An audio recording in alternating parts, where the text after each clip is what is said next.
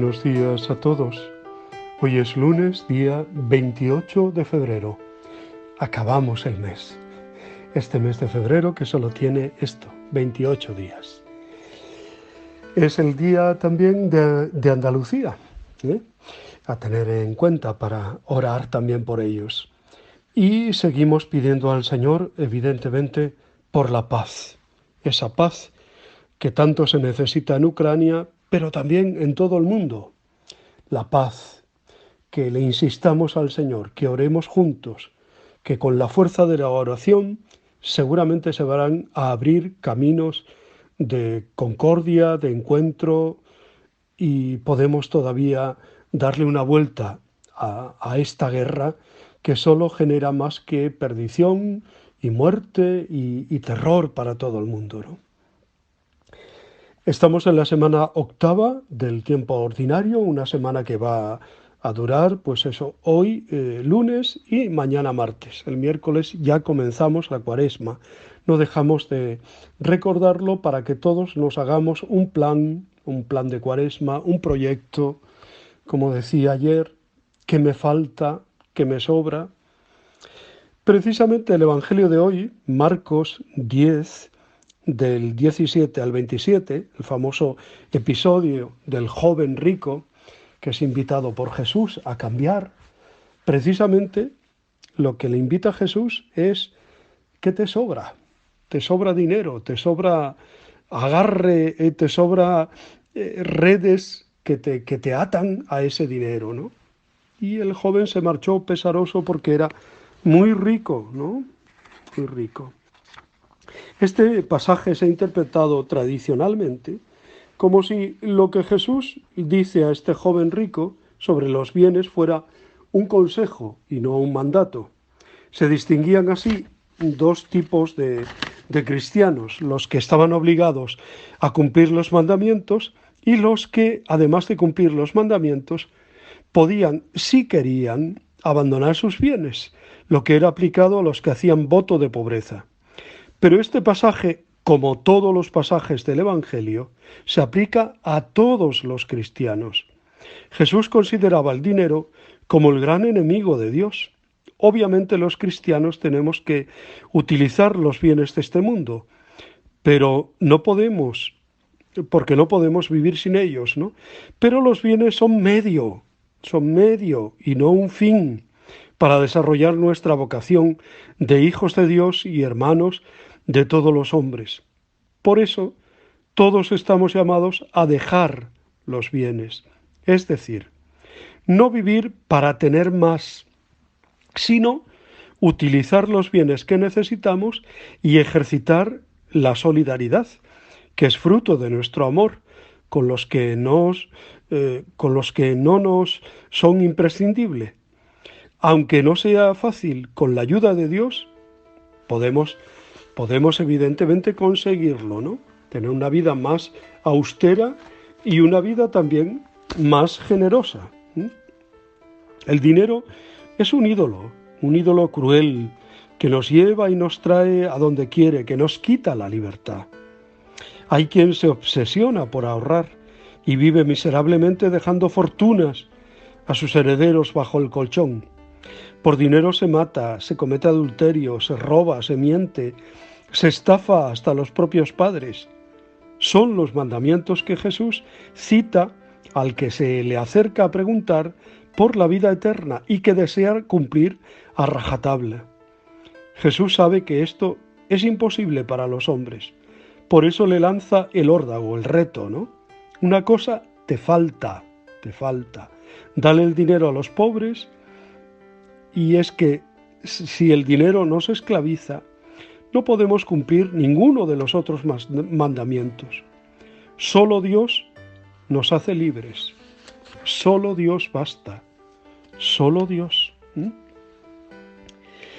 El diálogo que prometía mucho con el joven rico acaba en un fracaso. Tampoco Jesús consigue todo lo que quiere en su predicación, porque respeta con delicadeza la libertad, ¿no? Él nos atrae, Él nos llama, Él nos elige, pero podemos decir sí o no, somos libres. Algunos le siguen a la primera, dejándolo todo, como los apóstoles. Otros se echan atrás. Jesús se debió de quedar bien triste, ¿no? Había puesto su cariño en aquel joven. Más tarde mirará con tristeza la higuera estéril que es Israel, y a los que han convertido el templo en cueva de ladrones. El joven se convirtió en símbolo del pueblo elegido de Dios, que llegado el momento no quiso aceptar el mensaje del Mesías. No tuvo fácil su misión, Jesús de Nazaret, aunque tal vez así nos anima más a nosotros, si tampoco tenemos resultados muy halagüeños en nuestra misión educativa o familiar o eclesial. Es que Jesús no pide cosas, sino que pide la entrega personal, absoluta. No se trata de tener o no tener, sino de ser y seguir vitalmente. Que cargue con su cruz cada día y me siga. El que quiera guardar su vida, el que viva egoístamente, la perderá. A todos nos cuesta renunciar a lo que estamos apegados. Las riquezas, las ideas, familia, proyectos, mentalidad. Cuando estamos llenos de cosas, no tenemos agilidad para avanzar por el camino. Nos pesan mucho el lastre, ¿no? El atleta que quiere correr con una maleta llena a cuestas conseguirá pocas medallas. Es el ejemplo que nos dio el mismo Jesús, el cual, siendo de condición divina, se despojó de sí mismo, tomando la condición de siervo, y se humilló hasta la muerte y muerte de cruz. Los que han abrazado la vida religiosa han decidido imitar a Jesús más de cerca, han vendido todo y le han seguido. Si han querido hacer los votos de pobreza, celibato y obediencia, ha sido para poder caminar más ágilmente por el camino de las bienaventuranzas, para poder amar más, para estar disponibles para los demás, para ser libres interiormente como Jesús. Todo ello fiados no en sus fuerzas, sino en las de Dios. Es imposible para los hombres, no para Dios. Todo cristiano puede seguir el camino de las bienaventuranzas. No se trata de que el discípulo de Jesús no pueda tener nada propio, sino de que no se apegue a lo que posee, ¿no? Que no intente servir a dos señores, y que en todo caso que el dinero que tiene para vivir, no sea un señor, no sea esclavo de eso, ¿no? Que lo relativice todo para conseguir el tesoro y los valores que valen la pena, lo que ofrece Jesús, el Señor, que rompe las cadenas y nos da la libertad. Hoy la Iglesia celebra, entre otros, la memoria de San Román Abad. Es ordenado sacerdote en Besançon por el ilustre Hilario de Arles, en tiempos tan difíciles para la Iglesia, no por cobardía, sino por necesidad interior. En el monte Jura, en la región lugdunense de la Galia, sepultura del abad San Román, que siguiendo los ejemplos de los antiguos monjes, primero abrazó la vida eremítica y después fue padre de numerosos monjes. Son escasas las noticias que han llegado hasta nosotros de este ilustre ermitaño y célebre fundador de monasterios, sobre todo de su juventud y formación intelectual.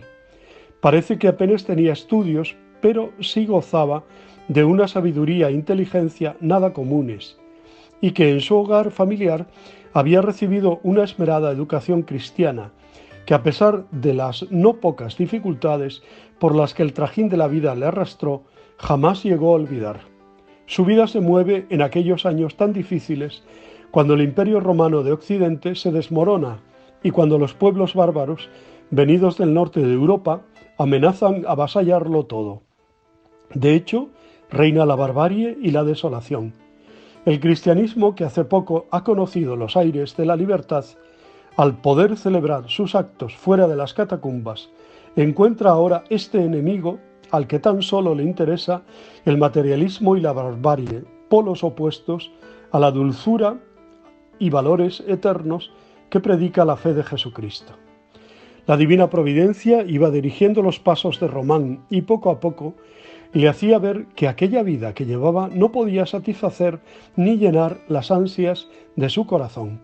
Estaba dotado de un carácter vivo, fogoso y expansivo. Por otra parte, también le arrastraba la soledad y la entrega a Dios en el silencio y la oración. ¿Quién vencerá en la batalla?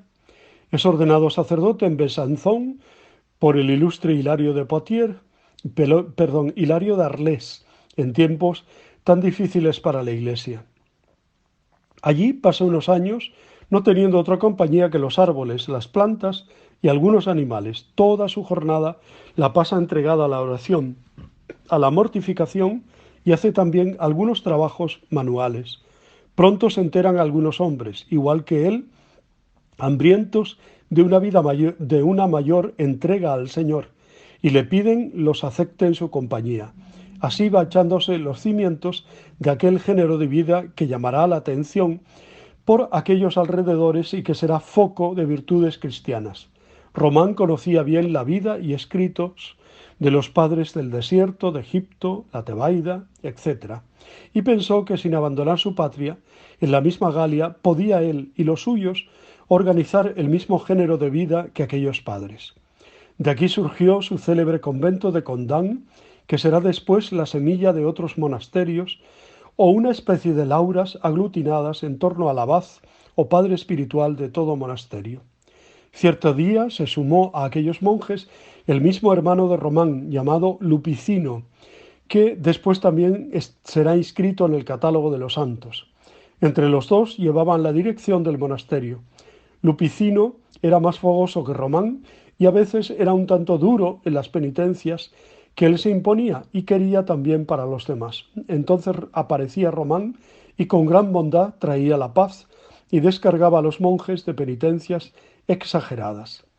Gracias al buen hacer de Román no hubo nunca escisiones en el monasterio y todos vivían como verdaderos hermanos, teniendo, como dice el libro de los Hechos, un mismo sentir y todo lo tenían en común entre ellos.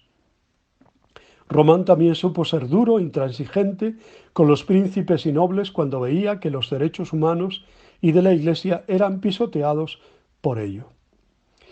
Pues damos gracias a Dios por la vida y el testimonio de San Román, abad y fundador.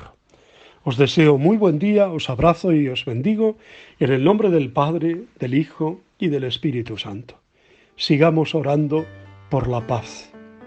Os quiero.